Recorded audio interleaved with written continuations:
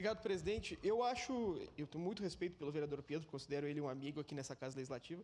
Agora, particularmente, eu divirjo o vereador Pedro da impossibilidade da realização de nova licitação. Vereador Lucas, o senhor sabe que eu tenho um termo que a vereadora Andressa sempre se diverte muito quando eu falo, vereador Pedro, que quando tem uma pessoa na frente do computador, o problema muitas vezes é a pecinha. E a pecinha que está sentada na cadeira.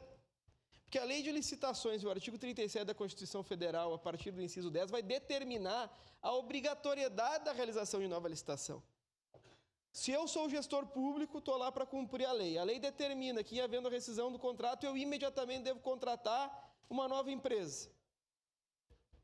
Eu acho, vereador Pedro, que o secretário não tem obrigação de conhecer a lei, mas o procurador-geral do município tem. Por que todas as licitações no planeta todo, se dão um problema, no outro dia eles vão lá e fazem uma nova licitação? Da Nova Zelândia à Patagônia fazem isso. Mas aqui, na nossa bela Caxias do Sul, a lei parece ser outra. Ou melhor, o procurador-geral do município parece ser outro. Ele deve ter conhecimento de outra legislação que não seja aquela que nós aplicamos no resto do Brasil. Deve ser feita uma nova licitação com urgência pelo secretário de Habitação, vereador Pedro.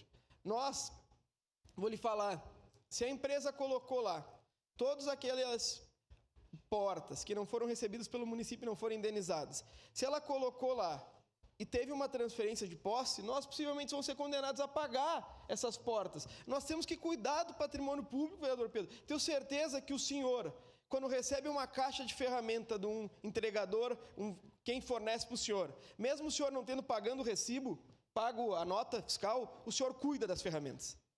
Todo mundo aqui cuida. Quando a vereadora Daiane, para a loja dela, fatura para 30 dias e recebe a mercadoria, ela cuida. O município tem o dever de cuidar.